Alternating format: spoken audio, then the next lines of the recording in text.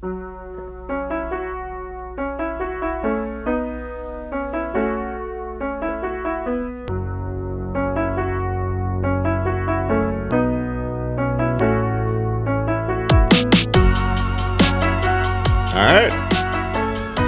You made it in. Absolutely.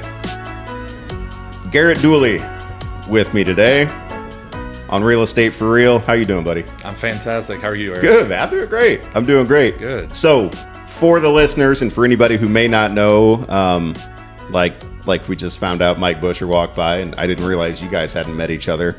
Now we know your name. What's your title? What do you do? So, I'm Garrett Dooley. My technical title is VP of Mortgage Lending. I'm with Rate, so we branded from Guaranteed Rate to Rate now. I've been in mortgages now this will be my 4th full year, so it's crazy that it's going on 4 years. It feels like I've been in for about 10. So the mortgages will do that to you. Yep. Yeah, the housing industry, man. It's a roller coaster. Quick. We were just talking before we went on how, each transaction. Now I'm in year 12, and I've had agents on that are like 2-3 years in, all the way up to decades and decades in. And the one common theme is like every transaction presents something different. Yes. And new hurdles and new ways to have to like navigate through stuff. And for me, that's why I like it. Mm-hmm. I've never been like a mundane, same thing over and over guy. I couldn't do that. So it's perfect for me. Yeah. I tell you what, I have made a name over the last few years being the person that comes up with the most bizarre scenarios. I just had one the other day where I was, trying to see if I could try and get something international done. Unfortunately, no, that's not the case, but something international. Yeah. Somebody had asked me a question about it, and I was like, I'm not gonna lie, I've never had that one before. So try to see if it was an option. It's not, but no, especially in today's day and age, you have to be able to get creative just because, you feel like after doing it for a few years that you've come up with everything. But I've seen it all. To be honest, I don't think I've even broken the surface yet. 4 years in, no. There's no way. I mean, I obviously don't do what you do, but just being around this business enough, no. I mean, there will always be something. And, it sounds like you're leaning into it too and embracing it, which is a good thing. And I know you and I have worked together a couple of times before. And here's what I can appreciate about you. You're only 4 years in, which is, relatively a short amount of time. But pardon me for complimenting you. You have built yourself a good reputation already amongst realtors. Just so you know that, and we all know this and we talk about it, when an offer comes through and we get that pre-approval letter, depending on what it says on that pre-approval letter, not you're approved, but hey, who signed this? When your name comes across, everybody's good with it. Yep. That says a lot, man. It does. In a short amount of time in this business, to have that reputation and have the trust of the local realtors is a testament to the way that you do your job. So, yeah, take that compliment. That's comfortable, right? Absolutely. It definitely is. Obviously, that's the only way that you're going to help out your clients, your buyers, your referral partners, having that name that people can trust. In our business, it means everything. Yeah. So, the fact that is the case, I appreciate everybody for not only your trust in me, but your referrals. So I very much so appreciate that. And, I will say it doesn't come easy. That's for sure. Especially whenever you first start out, you're trying to earn people's trust. You're trying to build that, that reputation with people. And, especially for me, I came into the back end of a crazy market. So I didn't really get to have reap the benefits of what everybody went through during the COVID timeframe and in 2021. But that was a big opportunity to be able to try and earn that trust and earn people's business. And, just because there were so many people in the market. And again, at that point, you're new, you're going to deal with some potentially some lower credit scores, some interesting scenarios. And once you can show that, you can get those types of things done, it's definitely very helpful. And one of the things that I recommend to anybody is it doesn't hurt to say you don't know. Right. Because you're going to come across that. So whether you know or you don't, if you don't know, you'll find out. You'll tell them that you're going to find out. That's been something that I'm very upfront about. I don't want to try and, push something that I'm not confident on. Yeah, that's a thing I think everyone struggles with when people come to you as the expert in your field, whatever it is. And you are presented with something that you don't know the answer to off the top of your head. And whether or not you want to admit it, there are things you don't know. I don't care who you are out there, what you do, how long you've been doing what you do. There are things that you don't know the answer to. There are. And the worst thing you can do, and the most dangerous thing for your client, is, BS your way through it. Yes. And the best thing you can do is be honest and say, actually, I don't know that answer, but I can find out. Exactly. We'll find out one way or another. We're going to figure this out, but I don't know right now. Exactly. I think people appreciate that. Maybe one time I've ran into it to where I said I didn't know, but I'll find out, and they questioned why I didn't know. Okay. And at that point, you're just honest. This is a kind of one of those one-off scenarios that it's just not something you see every day. So, but most of the time, people appreciate you actually finding out or being honest about that. But then, obviously, you need to do your due diligence and truly try and find out. So, you have heard some of these podcasts, right? Mm-hmm. Absolutely. So you've listened in a little bit. Yep. All right. So, what we need to do now is get to know Garrett a little bit. Sure.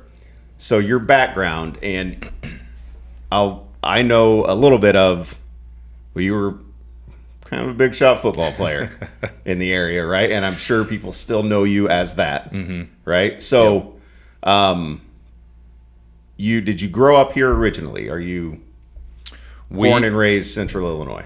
No. So I bounced around a little bit, not too much. So I grew up in a military family. Okay. I was born in El Paso, Texas. That's where my dad was stationed at the time. A few years later, we moved up to Danville. Oh, yeah. Went from Danville we were only there for a short amount of time, went to Pontiac, Illinois, spent about 8 years there. So I would say I technically grew up in Pontiac. All right. And then moved to Rochester in 2008. So Rochester 2008. So you were what grade were you in then? Giving my age away, but I was in 8th grade at that point. That's the year my youngest daughter was born. My youngest child was born in 08. I wasn't quite 30 yet. Sure, I was getting yeah. close. So, all right, so you were in 8th grade. Mm-hmm. Okay. So you moved to Rochester, 8th grade. Did football play a part in where you moved? A little bit. 8th grade. I don't know if everybody knows this or not. Rochester, pretty good football program. The best. Yeah. I'll talk up Rochester all day long about football, that's for sure. I was a good youth football player. My dad definitely took that into consideration, but it was more so about the schools and the location and everything. So my parents were contemplating between Williamsville and Rochester. Ultimately, they settled on Rochester. So phenomenal decision. Yes. Would never go back on that. So I spent my time in Rochester, went through high school there. Got to win a couple of state titles. What year did you start playing varsity? So got some varsity experience my freshman year, so that was 2009. Right. But didn't truly start to play until 10, which was my sophomore year, and that's when we won our first state championship. What position? I played linebacker and running back. See, I already knew that because you and I have talked about this before, but I wanted everybody to know that. Linebacker, running back, and your sophomore year you were starting? Didn't start majority of the year. Ironically, I hadn't hit my growth spurt quite yet. So there was a guy who was a senior. He had gotten hurt in the playoffs, and then I came in, filled in for him, started the next couple of games, and then from there was a 2-year full-on starter and finished up high school that way. So you guys won state your sophomore year? Won state sophomore, junior, and senior year. My bad. I didn't mean to sell you short. All right. So, three-peat state championships, sophomore, junior, senior year. Yeah, that's really cool. So, was one of them more special than the others? the state championship games, or just that whole experience? I just, obviously the first one's special for everybody, the entire town, the community. It was great to be a part of it, but I was young, so it wasn't my team yet. Sure. The senior year one was definitely the most special. Oh, that probably was, right? You're finishing your high school career. You've got your teammates that you've been, brothers with for, those amount or that amount of time. And, just to be able to finish your high school that way, that was definitely the most special. That's awesome. Okay, so 3-peat state titles. Obviously, Derek Leonard's an amazing coach. Phenomenal. Right? He's my age. So absolutely, yeah. So then you went off to college. Yes. Played some more football. I did. So I went University of Wisconsin-Madison, spent 4.5 years there. Beautiful campus. If no one's ever been up to Madison, I'd recommend taking a trip. Doesn't have to be a football game, but summer, winter time, absolutely gorgeous. There's plenty of things to do up there. And still taking a football game while you're there. I would recommend it. They're top 10 in the country in game day experience, so I do recommend that. So I love sports. That is my first love in life, was sports. And so I was on the radio for 17 years talking about sports. So I promise everyone that it's not just going to be a sports interview, and I promise you, because you've done enough of these in your life, I'm sure that that's not what this is going to be either. I brought all that up to kind of give your backstory there, because I think it ties in.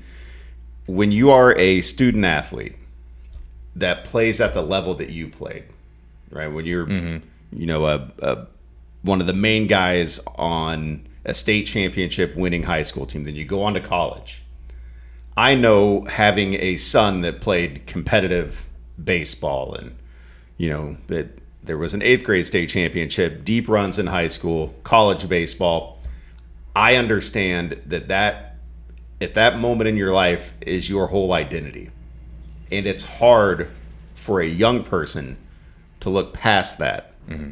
Because sports, as much as we love them, temporary. Very temporary. Yep. It's, by the time you're 30 years old, you're already looking back at the glory days. So you can't say that about anything else, but sports, it's, oh man, when I was young, your mid-20s, and you're like, well, yeah, when I was young. Absolutely. And so for you, that adjustment looked like what then? Because you had to transition your whole life, probably as far back as you can remember, was centered around sports. And then all of a sudden, college ends. Mm-hmm. What happens then? Well, I will say I was very fortunate that, being a small percentage of people, I got to play for a little bit longer after college. So you played a little pro, didn't you? A little bit, yeah. How? Okay, well. So let's get into that. Where'd you go? What'd you do? So I started started my first year career in the NFL with the Vikings. That's who got me, during draft process.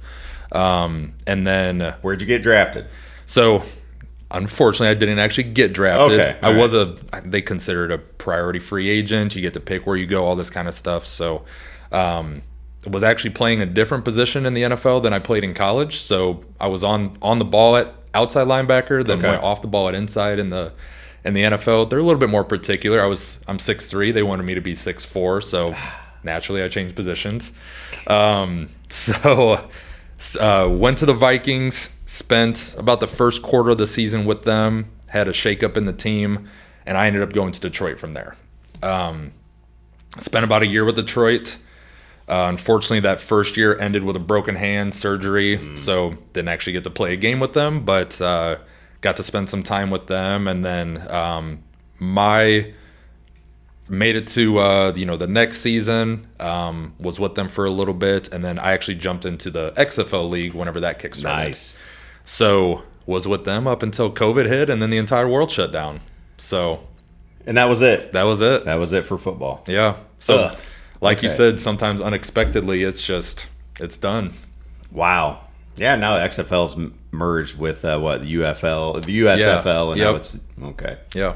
And the kid Luke Lanen from Chatham just went from shattered every collegiate. Did you follow that? A little bit, yeah.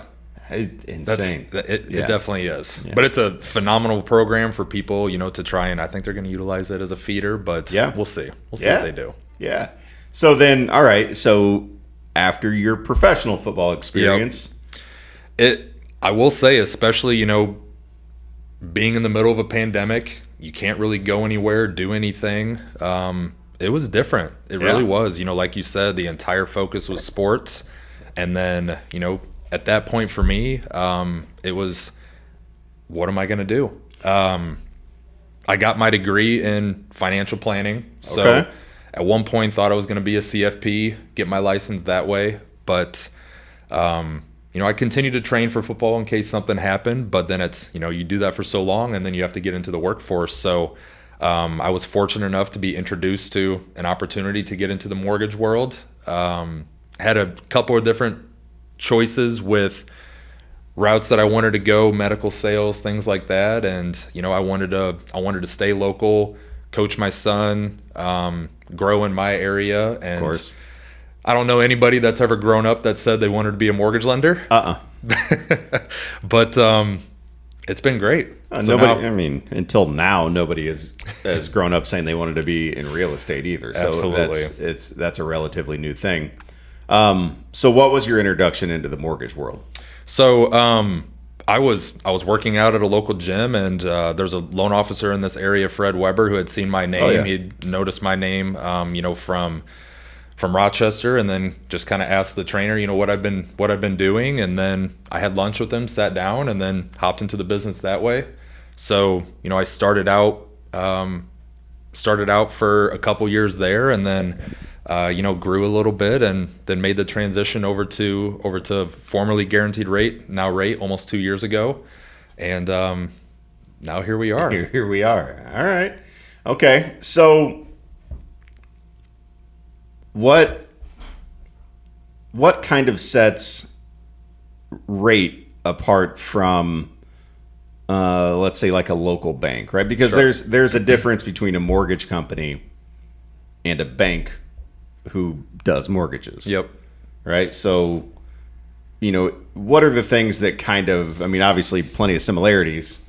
You're still Absolutely. Yeah, you're still, setting people up with mortgages for their house, but there are some differences too, Absolutely. correct? Yes. So, I've been fortunate enough to get to know a lot of loan officers in this business, in this area. They're all great people. Yeah. So, whoever it is that you're utilizing, again, it goes back to the trust factor. As long as you can trust that they're going to get the deal done, then it's a good choice. When it comes to Rate specifically, we have anything and everything when it comes to products. So, the choices, whether it be, your standard conventional VA, FHA, things like that. But we have something that majority of people don't realize is we have a large product of in-house portfolio. So really, there's a lot of things that we can do, which are, you don't have to abide by the Fannie Freddie guidelines, different things that you can do between, as real estate, as in the real estate market, you understand that self-employed borrowers or buyers, they might not have that taxable income on the tax returns that you would want, but you can see a big number up top, which is the amount that they're actually bringing in. Right. Just look at some bank statements. You can get it done. You've got, if somebody owns 10 businesses and they don't want to get in a bunch of tax returns and they want to buy an investment property, just use the rental income on it and do a DSCR loan. So what's DSCR? So it basically just takes the rental income from, the future rental income of that property and qualifies you based on what that rent's going to be. So you don't have to have somebody, that has to hand in a whole bunch of different documents. So it just allows for you to do different things in this market, and again, get creative, which is what you have to do right now. We don't have any overlays for anything. There's different places, that have, we require certain inspections here, even though the program doesn't actually require that. We have minimum credit scores, for VA. We don't have a minimum credit score for VA. So there's no minimum credit score for VA? No minimum credit score. As long as the VA has made it very well known that they want to try and get veterans into homes, which is, I mentioned that I grew up in a military family, huge passion for veterans, and That's huge. Yeah. Obviously there's specific requirements that they have to meet, but there have been a few that I've been able to, in the mid to low 500s, be able to get their deal done because they had something happen, and we just worked through it, asked the right questions, and got it done. Well, see, I love learning new things. I didn't know that. I didn't know you can get a VA deal done with a credit score in the low 500s. That's incredible. Yeah, absolutely. I mean, you should be able to. We need to be doing everything we can to help the veterans, I think. I agree. So, yeah, that's spectacular. One thing I learned about recently that I wanted to ask you about, and I hope I'm not blindsiding you here. So I had some clients, or a client specifically, who early in my real estate career, so now we're looking at like maybe 8-9 years ago, bought a house, rural development, a USDA loan, and just recently went to sell it, and they took a big chunk out of his proceeds. You familiar? Like a recapture, something about a recapture. Did I hit you with something? Because I never heard about it either, but it was something. It was an insane amount, like 18 grand or something. That's a lot. Yeah, it was. That's not what I expected. Yeah, him either. And so it was, and he's asking, what is this? I'm like, man, I've never heard of that before. It was something, but it happened right out of his proceeds. So I don't know all of the details because I wasn't involved. I was involved in the purchase, but not the sale. So that's one of those things where I will find out because that's interesting. Yeah. I mean, there's different times where, you've got down payment assistance programs and you sell within a certain amount of time, you have to pay back part of those, those funds. But with USDA, because you can attach certain things down payment assistant wise to certain programs, unless it was something along those lines, or maybe a tax lien or a judgment or anything. Maybe something like that. That's what I thought. And I Googled it and tried that, but it said something online, and I'm gonna butcher this because I'm not looking at it, and it's been a few weeks. It's like, yeah, they can definitely come back. It's like something about the appreciation, like the value, because they sold it for so much more than they bought it for. Interesting. Okay. The USDA was entitled to a percentage of that. Okay. Of that difference. I guess that's where, the fact that this is going on 4 years, I haven't had too many repeat customers yet where they're having that happen. That's something that I'll definitely find out. I've got someone right now who's actually who's selling a house that bought at USDA. So yeah, for them, and they're a repeat customer of mine, so I out. definitely want to take a look at that for them. And it was one of those things because I've been doing this I think for a pretty decent amount of time now, and he asked me, he goes, I mean, have you ever had somebody with a rural development loan like come back and sell it and have this happen? And I'm like, no, man. He's like, have you ever had somebody sell their house that? And I was like, yeah. I'm like, then I started thinking, I'm like, well, haven't I? I mean, I just assume that I have, but maybe I haven't. That's just one of those things, the Springfield area has a lot of rural opportunity. Yes. It's just, that program is by far the most strict out of all of them. So you don't see that nearly as often. That one does require a little bit more inspections than others do. So again, that's one of those things where you're like, you think you did that, but maybe you didn't. Yeah, you never know. Yeah, those are, I don't want to, I mean, any loan program that helps people get into a house, I'm all for. Absolutely. But yeah, no, some of those come across and it's like, oh no. Yeah. This is going to be a rough one. Yeah, you definitely have plenty of those. And again, back to, with the product offerings there, I've had numerous people so far this year and in 2024 that was able to take advantage of specific programs that we have because, a lot of, if you have, like a Rocket Mortgage, where they're more so just an online lender. Right. I will say that whenever I first started out with Rate, there was a little bit of a misconception that it was similar. I do want to get into that a little bit, but go ahead. Finish your thought. So, we are the number 2 retail lender in America, but we've got brick and mortar everywhere. Obviously, I'm local, so I'm in the Springfield area. Right. And I know the market very well. And so I've had numerous buyers that, whether it be conventional, FHA, VA, USDA, they're getting money back at closing because there's specific programs that allow for them to do that. And so, but on the other side of it, Rate is also the number one technology company in America. They are consistently trying to grow and innovate different pieces of technology to help myself, other people in the company, as well as new buyers be able to have a much smoother, not just home buying process, but home buying journey is what I like to call it, because I want to be a part of that journey for everybody. And so the easier I can make it for, not only myself, but specifically for you guys, for new buyers, that helps everybody. What programs are there? Is there grant money out there right now? Absolutely. So we're not a depository bank, so you can't get a checking savings account with us. Sure. We specialize in home loans, and we're very good at that. So the one program we don't have is your down payment plus. That's a federal depository bank. But we have the IDAs for $10,000. We have the Shinoas that cover FHA's down payments. We have, and this is part of being a bigger lender, we've got internal conventional programs that's based on your area median income. Okay. That you can take advantage of with no repayment terms, payback penalties, anything. So you guys have company specific rate programs. Yes. Interesting. Yep.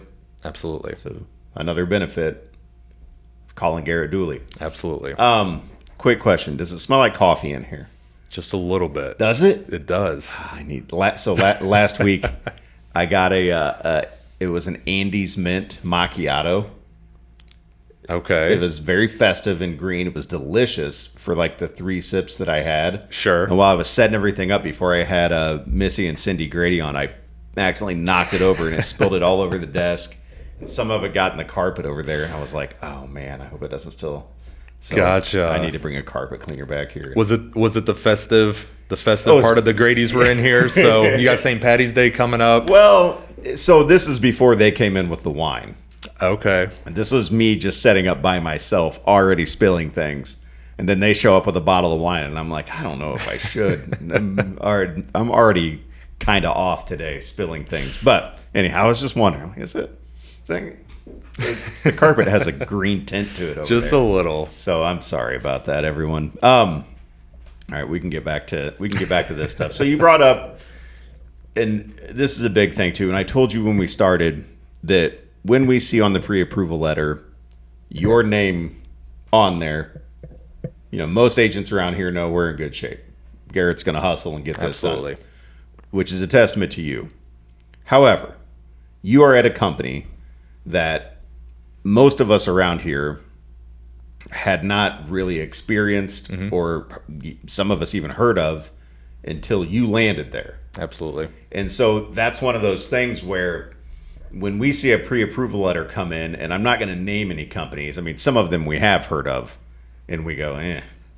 But some of them will look and say, like, I've never heard of either A, this company, or B, this loan officer before. Sure. Never heard of them. Can you guys, and this is something we do, we'll say to the other agent, will your buyers go talk to somebody else? Just right off the bat. I mean, we've all had too many experiences where it's some fly-by-night or some online company, it's some lender that we know that it's just a file that they pump out pre-approvals to basically anybody who clicks a few buttons. Yep. And then they wait for all the problems to get caught by the underwriters, and then they kill the deal. Yep. And that's happened to us too many times to where we spot it on the front end and we say, hey, wait, before we sign anything, will your people go talk to somebody else? So I'm sure when you made the move to Rate, because still, I mean, there are a good amount of us who know who you are and know that our clients are in good hands. Our transaction is in good hands with you. But there's a lot of agents in this area, and some who probably still don't know you because 4 years in, I've got agents I've never done a deal with. Absolutely. That sell a lot of real estate, and I've been doing this a long time. There's a lot of us, so there are a lot of agents I'm sure who have had no experience with you. So some of the challenges then of establishing kind of that sense of security with hey, I'm not only kind of new in the business, but also I'm with a company that you might not be comfortable or familiar with.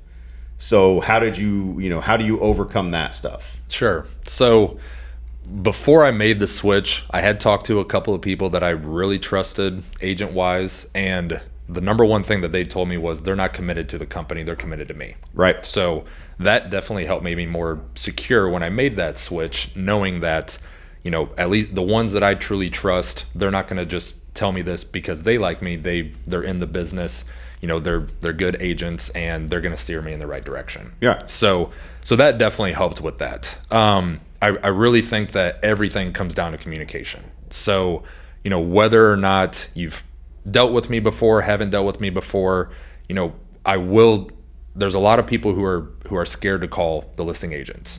And I typically want to make sure that it's okay with you that I do so. There are some times where they prefer that you don't. Really? But I've ran into that. Anyway. I've ran into it. Don't even ask. No, ask forgiveness, not permission. Exactly. Just make the call. Exactly. It's why not? I feel like it helps. I really do. It always helps. And especially when you're trying to help secure a contract for a buyer. Yeah. To call a listing agent who might not know who you are, or maybe even they do, and you just want to let them know, hey, I'm calling you right now to guarantee. Obviously, you can't always give a 100% guarantee, right. But based on what I've asked these specific questions, and unless there's something unforeseen that pops up, they look good. Yeah. And I can get this deal done for you. I'll communicate with you throughout the process, let you know where the milestones we're at, and that helps. Yeah. And I'll go ahead and use a very recent example. I had somebody who he was a veteran. He was approved with an out-of-town lender. Got under contract for a house. Melissa Voyer was the listing agent on it. And as soon as they got under contract, this company said, well, he's not good to go anymore. And the buyer's agent, who she's phenomenal, she trusts me with her deals, and especially ones that need help, gave me the deal, had him call me at 8 o'clock on a Tuesday night, got him approved, and we had 16, 17 days to get the VA deal done. And we were clear to close in less than that. That's and awesome. we just closed last Friday. So yeah, that always feels good, doesn't it? It definitely does. Yeah. So, it's just something where communication is the biggest part, but the biggest thing that a lot of, like you said, they take the application, they just look at what they put in there and they send it off. You have to ask questions. Yeah. And it's asking the right questions to try and figure that out. So I've had clients that I've told them, well, we need to wait a little bit, or I need a little bit more here. They get approved by somebody else, they got under contract, and then all of a sudden it falls through and they come back to me. Yeah. So, and it's like, yeah, I told you. Right. I told you. It happens. Yeah. Yeah. But just, again, communication with the buyer, the agents, and again, there's been plenty of times where I've been burned on certain things and not asking the right questions. So sometimes you got to learn the hard way. That's how you learn. Yep. Yeah, that's how you learn. And, I work in a certain way where, as realtors, we have these relationships with all the loan officers around town. We have them, and they are typically brought upon by you guys. I mean, for us, when we're looking for clients, when we start off in our career and we're trying to get a little traction. We're tapping our sphere of influence. We're reaching out to all these people. Hey, if you know anybody buying or selling, I got my license. Please send it my way. I'd appreciate it. That kind of stuff, right? And I'm sure there's an element of that in your business too. But another thing that you guys have to do is reach out to us. Right. That's a big part of, you guys, because, I mean, like it or not, a lot of times the first call somebody makes when they want to buy a house is to a realtor. Right. It's not to the person with the money. It's to the person with the house. Absolutely. And so they call us first, and then we say, okay, have you been to a lender? Are you pre-approved? And they say, no. Do you have anybody I should talk to? Boom. There it is. Yep. Right? And so I wish that I could say, I do. Here are the 35 of them that I like.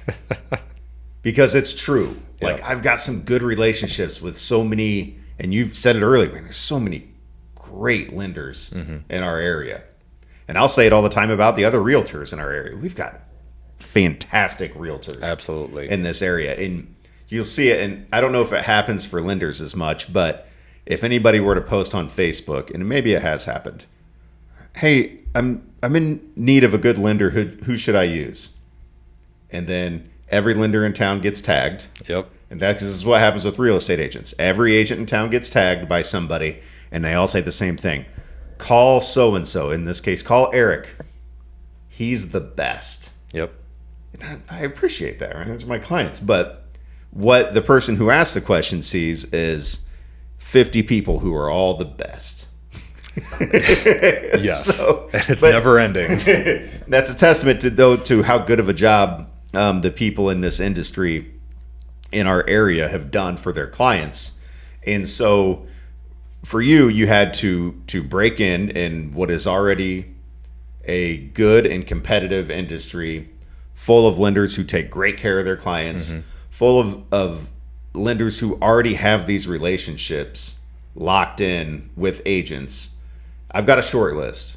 I can't give somebody 17 phone numbers. So I'll give them like 4 or 5. Sure. And I'll do a little matchmaker. I'll talk to them a little bit, find out their story, and say, yeah, I think you're going to get along with this person. Right. I think this person can probably help you best. And so for you, getting in there, how hard was that to work your way onto some of these short lists for us realtors?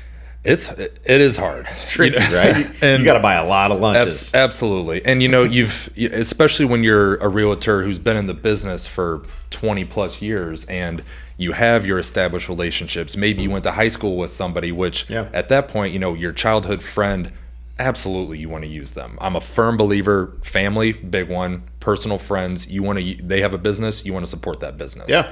So, I've made this before. My cousin, who was my best man at one point in my wedding, I made it very obvious, if you don't use me as a lender, I will come find you. Yeah. So, which he did. So phenomenal person. Lucky him. Absolutely. But the biggest thing that I'll say is, you've got certain places, and nothing is wrong with how you market yourself. Whether you're big on social media, you like doing events, or some people they let their work do it for themselves. And I think I'm one of those kind of hybrid introvert extroverts. I'm not the type of person who wants to put on a bunch of events. It's just not really my cup of tea, even though I probably should. But again, it depends on who you talk to. But one thing that I will do is I'm going to take care of your client. I'm going to take care of you. If I don't know an answer to something, I'm going to find out. But I'm going to make sure that not only do we, again, there's certain things that pop up in a transaction, but I'm going to make sure that the closing timeline you gave me, we're going to meet that. If not before, I want to create an experience for your clients, not just a process. And I want to be the type of person where they're sitting around at lunch with their family, their friends, and someone's like, hey, I'm trying to buy a house. Who did you use for a lender? And they say, I used ABC Mortgage Company. And they're like, well, how was your experience? And it's fine. I want them to say, you have to use Garrett Dooley. Yeah. And so that's something where, again, you have to have a trial run, build the relationship, show that you can do that. But to let everybody know, hey, I'm going to be working on your client's deal to my best capacity. My team has their full focus, and we want to make sure that you guys are all taken care of. So you reached out to me initially, right? Yep. I don't know how, I'm sure you reached out to a lot of people. I don't know how you came across me, but you reached out to me. Yep. You wanted to go grab a bite to eat, I think. Yep. And go to Papa's? We did. Went to Papa's, right? And I, as much as I love sports and as much as I love real estate, I was not familiar with you. Sure. I'm a Glenwood guy. All right. Rochester's always been the enemy. Like, how they don't even have that many kids there. How do they always beat us? No comment. But I've said it on this podcast a million times. I will almost always accept a free lunch. Somebody wants to take me out to lunch? Sure. All right. Let's go. Sure. Let's go. But we sat down and we talked a little bit. I was impressed. I felt like we hit it off. Like, oh, okay, here's a guy I can talk to. Yeah. You know what I mean? And I need to know that when I call as an agent, no matter what time of day, Saturday, Sunday as well, you're going to pick up the phone. Yep. Right? And so it wasn't long after where I sent somebody your way, and it wasn't an easy one. I do remember that one. Yep. I'm guessing you learned a lot with that transaction. A lot. And I will, to this day, if your name comes up, I will say, yeah, no, Garrett's awesome. I'll tell you why. Because I have people living in a house that they love right now, and they do. They still do. It's in my neighborhood. Awesome. They're friends of mine. Yep. Who, in all likelihood, probably shouldn't have been able to pull that off. But you worked like tirelessly to make that happen for them. It's like, okay, this guy hustles and gets things done. So that was one transaction that immediately got you onto my short list, right? Absolutely. Now, it was a turbulent transaction. It was tough. Yeah. And it was calls to the other agent too. Hey, you got, and it was a lot of reassurances of this is going to happen. Don't worry, this is going to happen. We had to adjust some things. We had to bump up the purchase price. Yep. Remember? Yeah. We had to get creative on that one. Very. And but man, you worked so hard to get that done. It really, really impressed me. And so then I wonder, do you find yourself in a position where people are sending you the toughest? Right? Like, ooh, you probably can't buy a house. Here's a lot going on. Hey, Garrett. Are you catching those, right? You're not getting many fastballs grooved down the middle, I'm guessing. People are throwing a lot of knuckleballs your way. Yeah, and we we were just talking about that is, in today's day and age, it's easy to get the bread and butter ones done. Yeah. Anybody can do it. At that point it doesn't really matter who you use as a lender. But, the ones that you're going to remember, like the one we were just talking about, are the ones that cause you to think a little bit, get creative, and again, ask the right questions, go through multiple different option scenarios to see what you can do. Yeah. I've had somebody who started out with me at a 420 credit score, and then 8 months later they're buying a house because they listened and they wanted to go after their dream and buy a house. Sure. Those are some of my favorite ones to do because that ultimately, again, that's their dream. They listened to you, and you took them from a point to where nobody would have even given them their time. Yeah. And you got them into a home. So, yes, I do still get a lot of the crazy ones. Unfortunately, there's plenty of times where you see it and you're like, we just can't do anything right now. Right now. But I still want to try and get you on a path to do it. There's plenty of people who see that path, and unfortunately, they don't follow those instructions. That's okay. But some of my favorite ones are the ones who do, and then they're also the ones who are so thankful at the end. Oh, yeah. I had one where I still have the bottle of rum sitting on my countertop. I've never even opened it, but there was a gal in her family. She wasn't from the United States. She was buying a house here. She could barely speak English, and her daughter was the one helping with the transaction. Okay. It was bumpy, but we got it done. She was from Venezuela, and after closing, she stopped into my office. She she gave me an authentic bottle of Venezuelan rum. Oh, cool. And wrote me a handwritten. Brought it. I should have. And she wrote me a handwritten thank you note in English, which I know awesome. Was very challenging. So yeah. That gave me goosebumps. Yeah. It's stories like that where you love seeing the end game, and that's why you do what you do. Exactly. For the most part, what I think what I'm always trying to convey to people, like, we do this because we genuinely like helping people. Absolutely. It's not just a paycheck. It's when you can see that the work that you've done has made such a big impact in somebody's life. It's like, okay, yeah, I picked the right thing to do, because this is really, really gratifying to have this happen. So if it makes you feel any better, as realtors, Also, mostly knuckleballs. I'm sure. So don't feel too bad. Like, oh, how come I don't get enough easy ones? Like, here's what I always tell people. And, for one, I got a guy who I got a call one night. Hey, I'm moving into town. So-and-so gave me your number. All right. The next day we look at 3 houses. He buys one. That's it. Mm-hmm. And he's like, well, that was easy for you, right? And I was like, yeah. Yes, it was. Yep. However,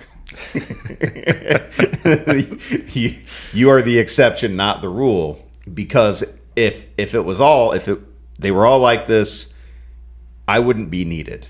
Absolutely. If it was easy, if it was smooth, then they wouldn't need us. Unfortunately, buying a house is a complex process, like 9 times out of 10. It is. And so people, they need somebody like you, willing to kind of go the extra mile, sometimes willing to think outside the box to try to, match everything together to make it all work. And you need a good agent to help navigate all that with you as well. So, I had something I was going to ask you, but then I rambled too long and I forgot. It'll come to me. Yeah. But that also kind of points to, we're in a day and age where technology is rapidly changing for the better. And there's a lot of people worried about specific jobs moving forward in the future because of AI, because of the technology that's being rolled out. And, I've had a bunch of different people ask about, well, are loan officers going to be a thing in 5 to 10 years? Well, yes. Yeah. You have to be. You can't. This is not something, especially because the government has made it so hard over the last few years to buy a house. You can't just have that automatically generated. And you have to have a human person to be able to build the relationships and, again, keep that trust and communication. You can't do that through a AI generated system. You can't. And same thing as a realtor. I don't see how you can generate that, technologically. Well, you can't. I mean, that's, for one, they keep adding pages to the contract. Yeah. It's buying a house is not getting less complicated. It's just not. There's more things you have to fill out, more things you have to answer, more laws coming into effect. I mean, it's every year I feel like the contract grows by a page or two, and it's the reality of the situation. I don't know, maybe one day they'll find a way to bypass all this stuff, but it's not anytime soon. Right. I don't think. I don't personally think so either. I hope. Yeah. Yes. And I mean, we were just talking about how, things have really changed for loan officers and real estate agents just in the last 2 years because we are in a tougher market. Yeah. And so, the ones who have stuck it out and the ones who last, and this is truly their career, whether you've been in it for 2 years or 20 years, I mean, you're going to, right now it's a struggle for some people, but it's also the right time. I'm very fortunate, and this is something that just recently happened. So the number 1 loan officer in America is with Rate. He's out in the Northeast, out in the Boston area. Okay. Just became the president of Rate. And so he's someone who's been doing this for 15 years. And I was just they call it Ignite. I was just there in December, which is their quarterly event where they bring people in. They talk about, things on how you can grow your business and how you can help people. And one of the things that he said is, if you're struggling or maybe the market's down, that's the right time to really sink your teeth into the process and, building yourself up, because the market will turn. And the ones who take the time to be able to build during that time frame are going to reap the most benefits when the market does turn. Yeah, they'll really flourish in those Absolutely. times. Yeah, Yes. Absolutely. And we talked before we started recording, because you jumped in 4 years, so you jumped in COVID was 2020, so what, you jumped in? It was July of 21. July of 21. Mm-hmm. So by that point, I mean, the real estate market was in full-on insanity mode. Right. Like full-on crazy mode. And a lot of people, I'm not sure about your line of work, but a lot of people got their real estate license at that time because it seemed easy. Right. And for the record, I'll say it was easy. It was, but that's not the norm, and that's what I think people failed to understand who jumped in at that time, and not all of them. And there are some that are just they would be good no matter what time you dropped them into, but some people jumped in at that time because, I mean, you stick a sign in the ground and that thing's gone. Yep. Like that, multiple offers, and you might write 20 offers with a buyer, but they're clean offers, and you're not negotiating. It's just, all right, take your best swing, and you didn't get it. Let's do it again. Next one, best swing, didn't get it. Next one, So you're not really until you get it. You didn't really have to negotiate. You didn't have to worry about many repairs or short appraisals. That like the hard things that we do didn't really happen. It was just a time thing. Sure, and we all had time, right? But all of a sudden, when the market starts switching back into a little bit more of a normal market, when now we have to do our jobs, when we have to like drum up some work and reach out to clients, we don't have people blowing our phones up all day every day because there's not enough agents to show all the to show the houses. And so now I believe we've seen some people get out of the business. Yes. So yes. I imagine that coincided a little bit with what you do. I mean, you jumped in the crazy time, but I know from your work ethic, you could have jumped in at any time and Absolutely, been fine. Yeah. And I remembered what I was going to ask you. So you had mentioned when people call you when their credit score is too low, and you say like, well, let's put a plan in place. Yep. To get you where you need to be. I'm guessing that your background and your financial planning helps with that a little bit. I'm guessing it helps to the point to where I know what I'm looking at. Unfortunately, when you even college, high school, nobody really teaches you about credit. It's weird, right? It very and it's almost like intentional. Maybe a little bit, yeah. And there's still certain things where I don't understand it nowadays. I'll look at a credit report and I'm like, well, why does it look like this? They haven't had any late payments, and why is there score here, and why am I not getting approval? Right. So there's a lot of whys there and a lot of what ifs. But whenever I take a look at it, today's day and age, it's really difficult because things are so expensive. So it's really hard to say you need to save more money for a down payment. You need to save and pay down credit card debt because there's just a lot of people struggling. Yeah. Auto lates and credit card debt are across America through the roof.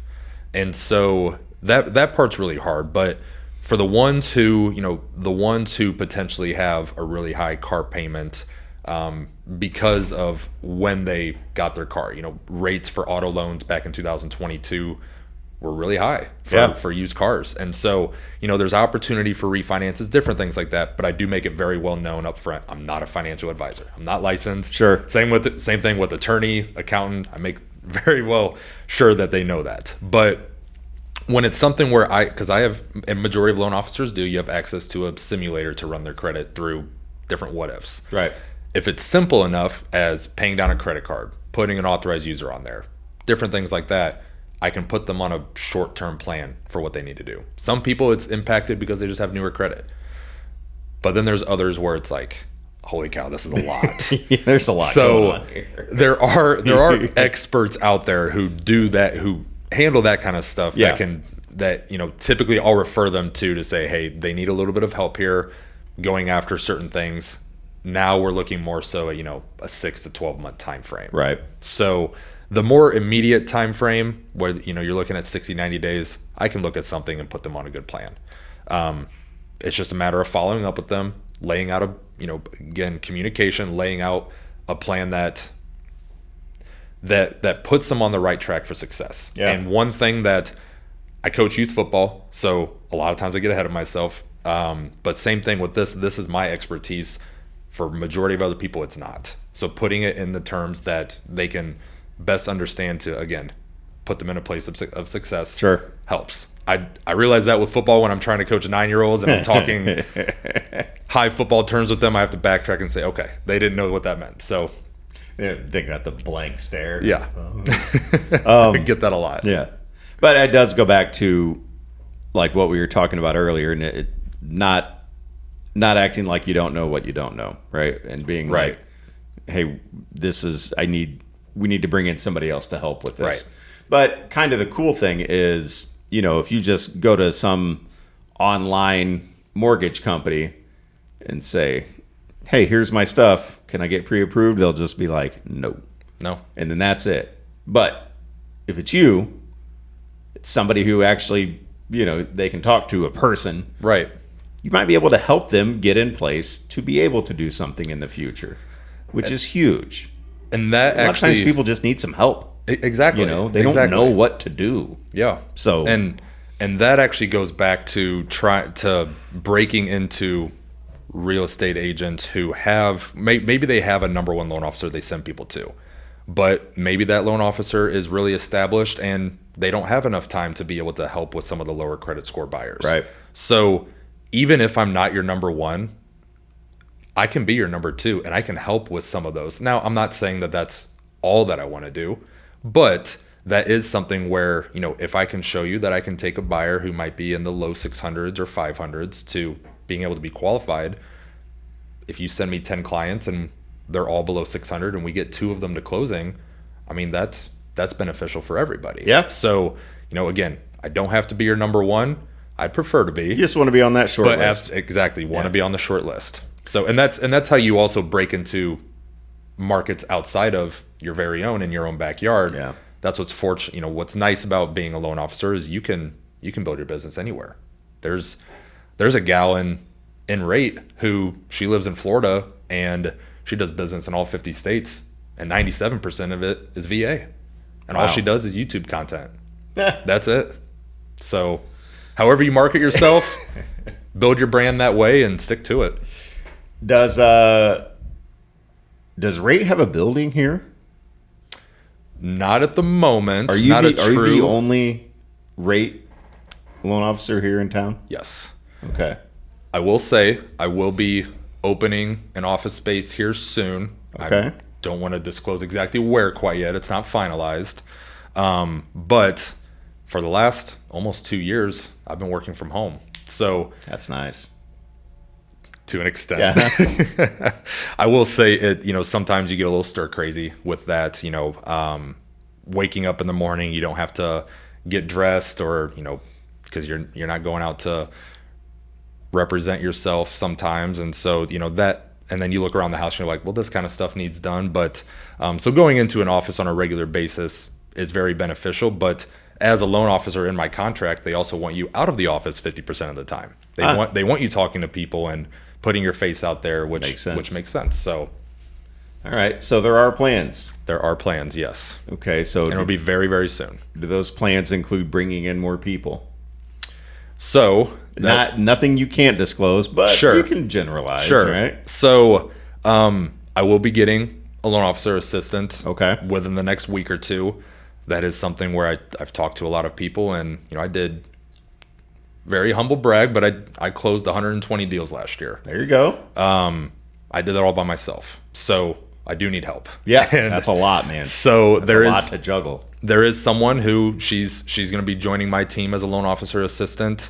But I will say, loan officer wise, if you're looking for a potential change in whether it be scenery or you work at a bank and you're looking for potential growth, whatever it might be. A little recruiting on the podcast. I mean, nice, absolutely. Nice, I will say it's been great. Yeah. And there's the best thing about it is that in this business, same thing with real estate, you grow as much as you want. Sure. And so that's what's nice is that there is no limit on what you can earn. There's again, you can grow in any state that you want. You don't have to be there. So I will say that Rate's a phenomenal place, and I'd love to work with you. Yeah. Nailed that dismount there.